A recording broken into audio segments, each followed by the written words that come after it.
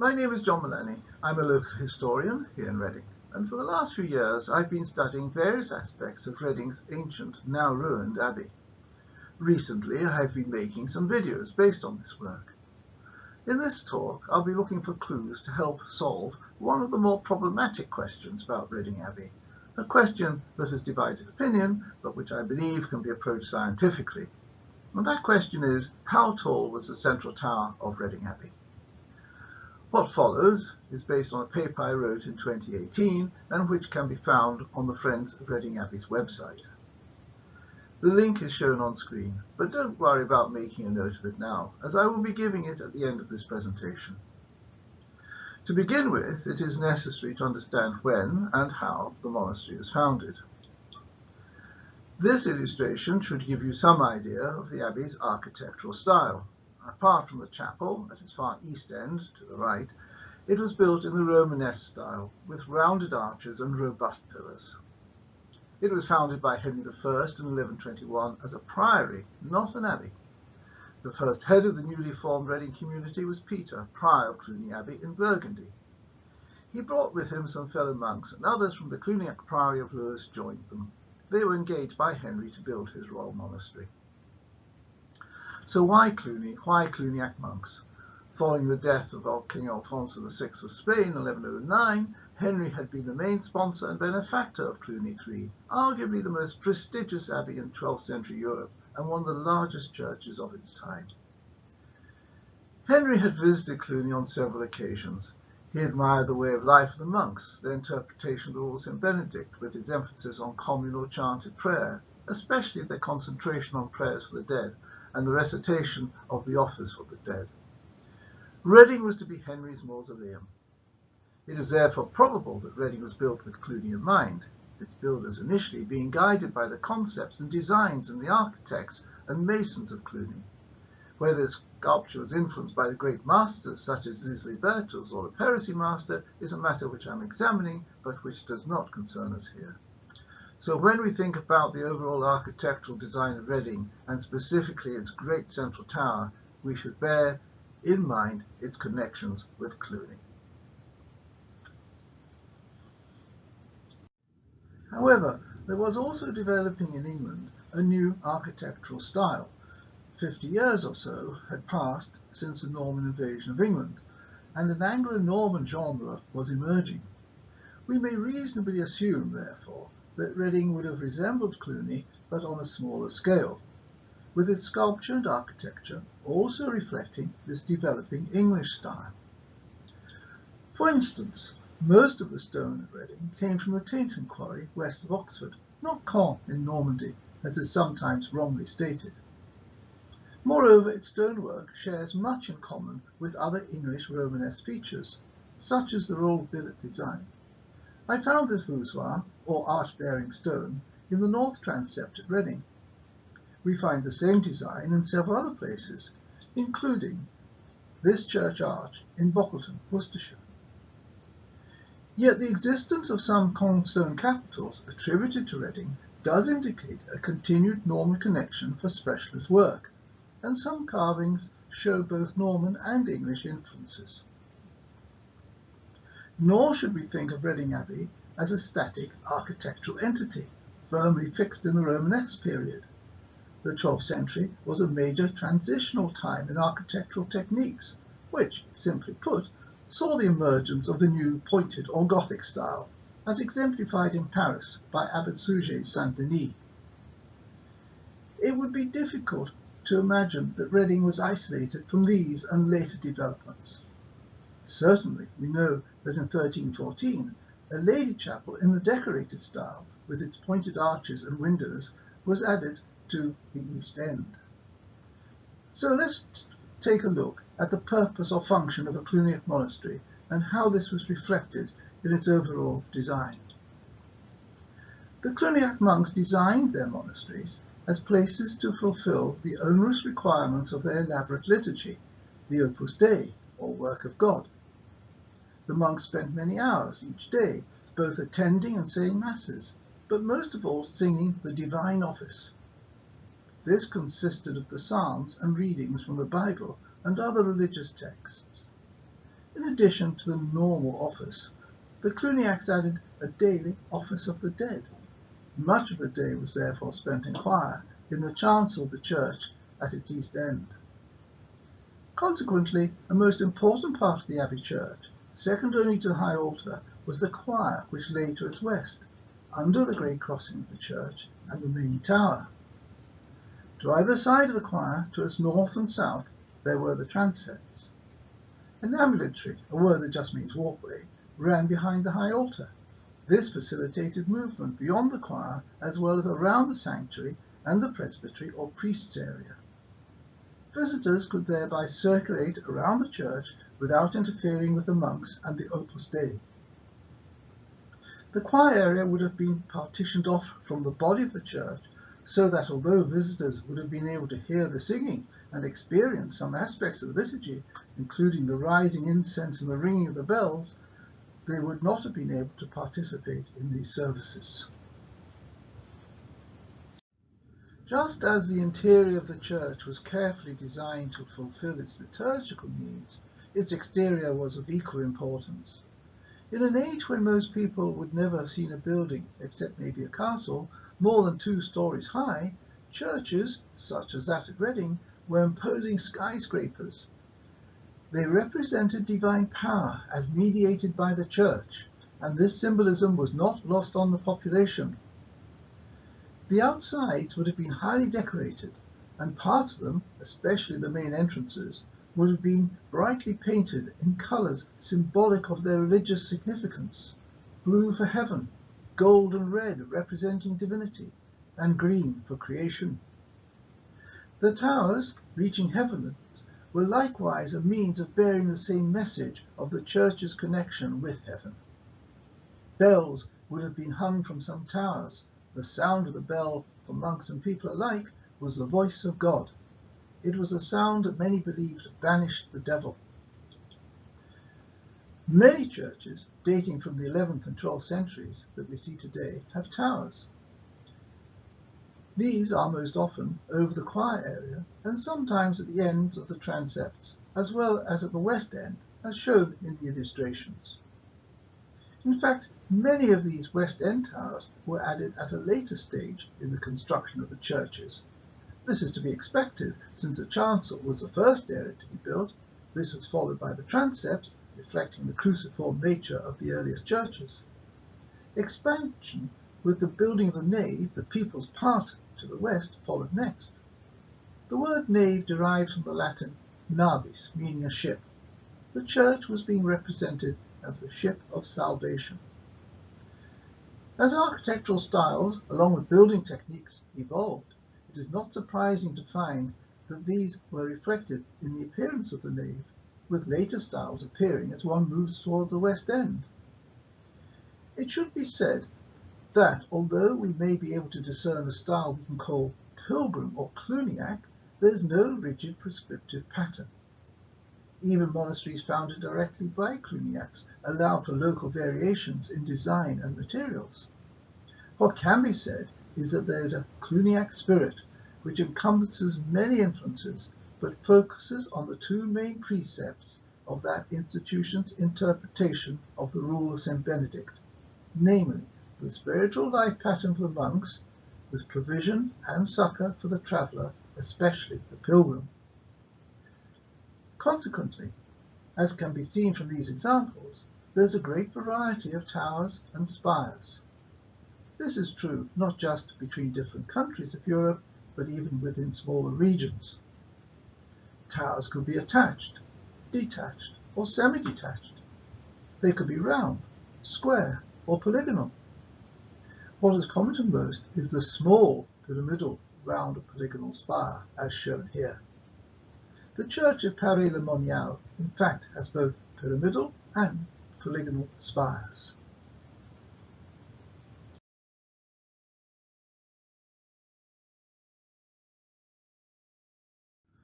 Before I talk about the central tower at Reading, I would like to pay tribute to Ron Baxter's work on the Abbey in his book, The Royal Abbey of Reading, and especially his meticulous measurements of the area. The following is my assessment of the evidence, which may help determine the nature of the Abbey's tower both its style and height. First of all, I should say that we can be certain that by 1208 the abbey had a central tower. Its existence is recorded in the annals of that year, but we do not know if, at this point, there were any towers at the western end. It would have been usual for these to be added at some point in the abbey's history, as happened at Cluny. Is it possible to work out the likely height of Reading's central tower at the time when it was first built, and what it may have been like when it was rebuilt after the storm and fire of 1208? I think we have two pieces of evidence to work with. First of all, there are the cathedrals, abbeys and churches which were built around the same time as Reading, and so where we see structures similar to that which would have stood at Reading. Secondly, although much of the abbey is in ruins, we do have the remaining footings from which we can take measurements, see the workmanship employed, and picture its overall style. Combining all these factors, I would argue we are able to build a pretty accurate picture, not just of the overall structure of the abbey, but also specifically of its main tower. Here's a Google aerial view of the site of the chancel at Reading. When I superimpose its outline with its measurements, you can see the nursery school next to St. James's Church lies directly over the area that was once the chancel. The dotted green lines indicate the abbey's aisles. The overall crossing area is marked with red lines, and the tower with blue lines. Also shown are the results of the ground-penetrating radar survey indicating possible footings for a pulpitum. This would have been at the entrance to the choir. I should stress that these measurements are all approximations, but they are based upon the remains of the existing pillars. You see, I refer to Baxter's detailed measurements.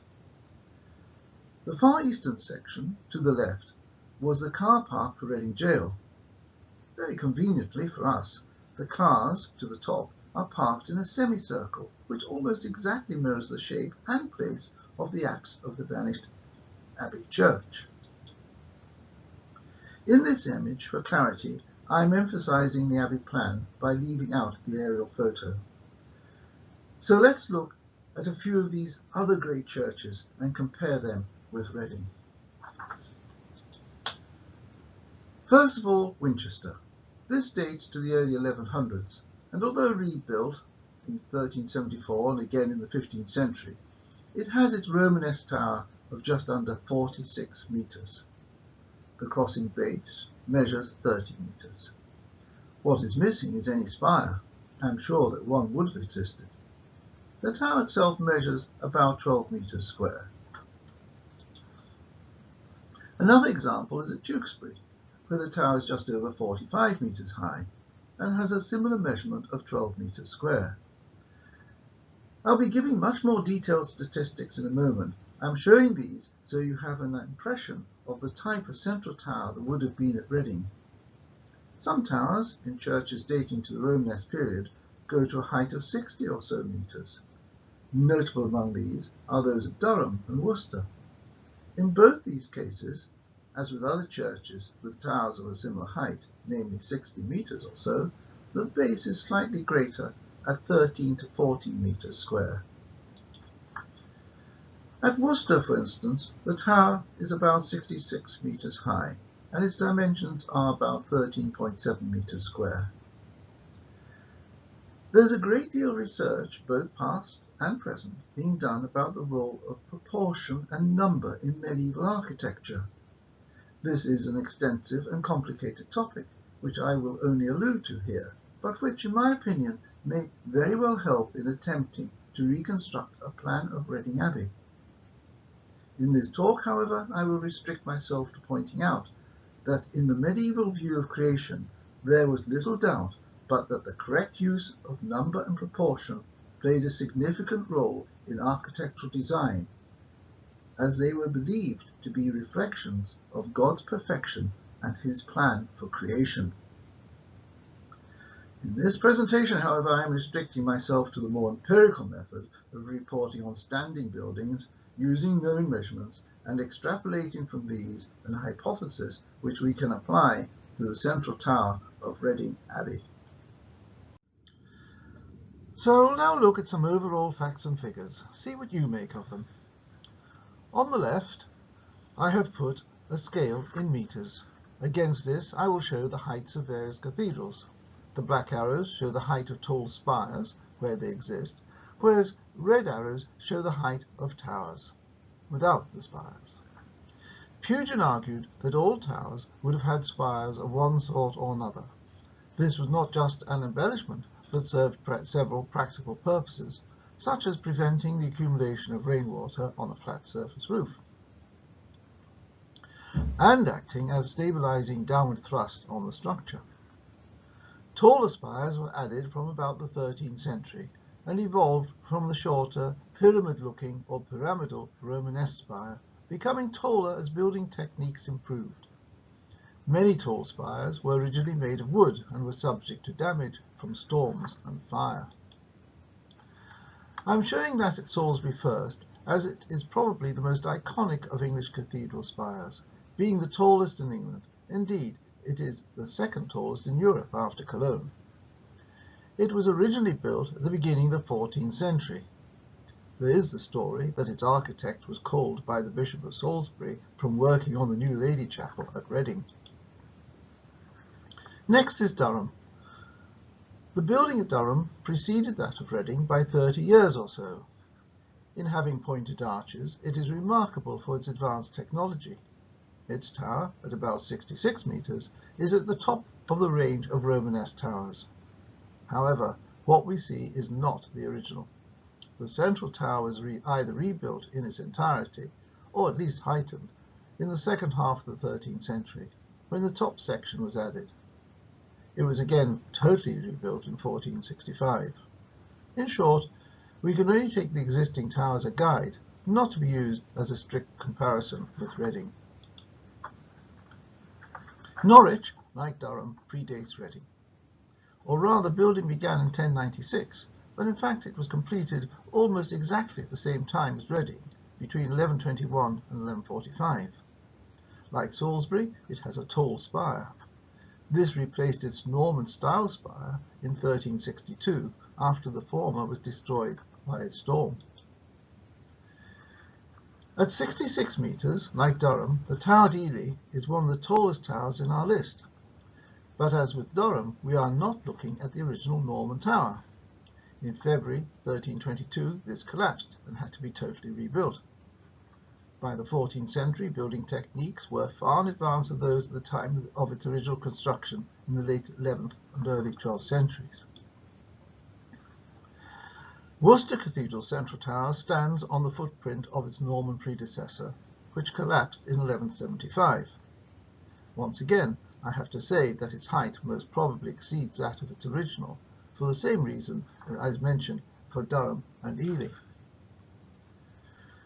Winchester Cathedral's tower dates to the early 1100s.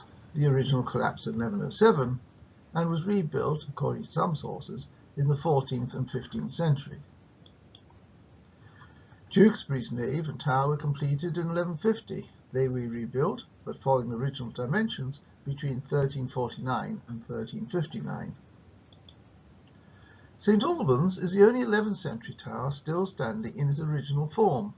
For this reason, I am showing a photo that I took in 2019.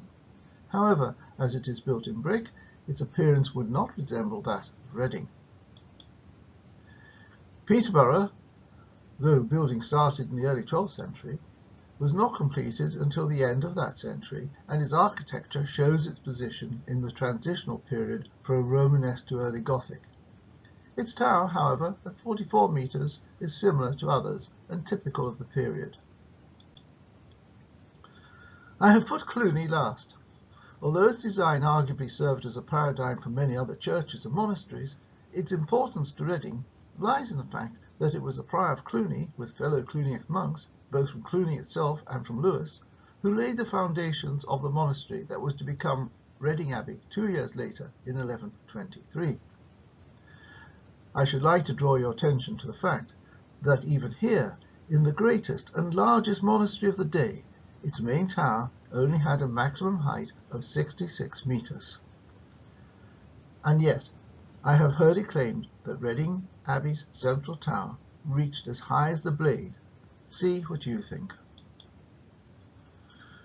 You can see on screen that the Blade's maximum height is 86 meters, indicated by the green horizontal line, whilst its top floor is 59 meters, shown by the blue line.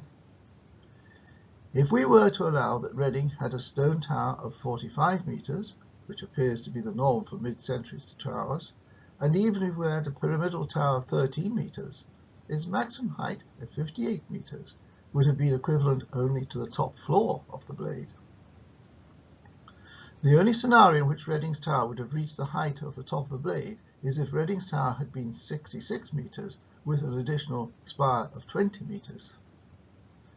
The various heights of pyramidal towers is a matter for another talk, but one theory suggests that the pyramid height equaled its width, which in the case of Reading would have been about 13 meters. My opinion, based on comparable buildings, is that Reading's tower would have been about 44 meters. However, if we do allow for the possibility that Reading exceeded the norm but was similar to Cluny, it could have been had a tower of 66 meters. These are indicated by the dotted lines. If we add pyramidal spires to be added to each of these, the total height would have been between 57 and 79 meters, as indicated by the heavy dark blue lines. Only in this case would it have been possible for Reading's tower to have come anywhere near to the height of the Blade. However, I will suggest that if in today's Reading we would like to get some idea of the height of Reading's tower, then the Verto residential block at 55 meters is certainly in the frame as possibly being similar in height to Reading's tower and its pyramidal spire. I will now try to pull all this information together by putting it into this comparative table. The key figures are the two columns showing the tower heights and the internal crossing width. This latter gives the dimensions of the tower base. So, if we take the first example, the tower height for Tewkesbury is 45.1 meters, and it is 12.19 meters square. The other three columns show the overall crossing width, the transept width, and the length of the church. These are more out of interest and relevant to the height of the towers, but I must stress that there is a body of opinion that believes in a strong connection between the proportions of various parts of a church building. It is an opinion I am not totally averse to myself, but that is a matter for another discussion. The figures I give are based on various sources, some more authoritative than others. I have cross-checked these sources, but you will find alternative statistics in different books and on different websites. I suggest you pause the video at this point to examine these figures. This next slide looks at how Reading fits into the picture.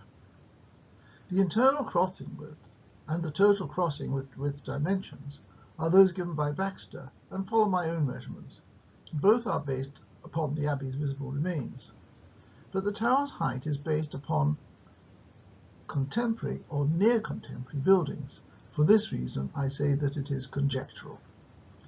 There is one measurement which I do not believe we can know, and that is the overall length of the church. The western part of the nave has never been properly or scientifically excavated, and there are no remains visible today. You will read various estimates of the nave's length, and though based on informed opinion, they are just that, estimates. I've written about this elsewhere, and as it does not impact too much on the height of the tower, it is something I'm happy to leave aside for the moment. This slide is a bit of fun. Nevertheless, I hope it helps turn the figures in the earlier tables into something more visual and so more accessible. You may wish to go over the figures, may even look at more cathedrals and make more comparisons and see if you agree or not with my analysis. There's just one final point, a sort of postscript. I'm often asked if there are any illustrations of Reading Abbey showing what it might have looked like before its destruction. In fact, there are two. The earliest dates the 13th century. It is by Matthew Paris in his work Historia Anglorum, History of the English Peoples. It comes from a page showing the first Norman kings with their monastic foundations. Henry I is holding Reading Abbey. It is usually argued, and are commonly accepted, that these illustrations were not intended as architecturally accurate representations. With this caveat in mind, we see Henry holding a church with two towers, a central tower and another, at what looks like the north end of a transept. Matthew Paris was writing before the 1314 Lady Chapel was built at the Abbey's east end, and so unsurprisingly it does not appear in this illustration. Both towers have small pyramidal-type spires. The second illustration dates of 1610, when John Speed published a series of maps of England. One of these features Reading. Once again, we should note that this is hardly a topographically accurate representation of Reading. It does show a church which he claims in the key attached and marked with the letter H to be that of the Abbey, but which barely has a passing resemblance to what we know of its structure from the standing ruins. He does show a church with a tower, and this has a pyramidal spire. Recalling that we have documentary evidence that the tower had been removed during the reign of Edward VI, today's readers may view the accuracy of this drawing with a great deal of skepticism. Nevertheless, I thought I should show it and point out that Speed's research would have taken place within living memory of the Abbey's destruction in the 1540s and 50s. This was recorded at the time in great detail by George Hind, who was responsible for drawing up the inventory of the items to be sold following the demolition of the Abbey. He specifically mentions the demolition of the spire. I leave you to decide just how much credence to give to these two illustrations. I've come to the end of this presentation. I hope you have found it interesting. I wonder what conclusions you've come to. And as ever, if you have any questions or comments, please do get in touch or write in the YouTube comments section. My contact details, along with information about the illustrations, are on the following and final slide. Thank you for watching.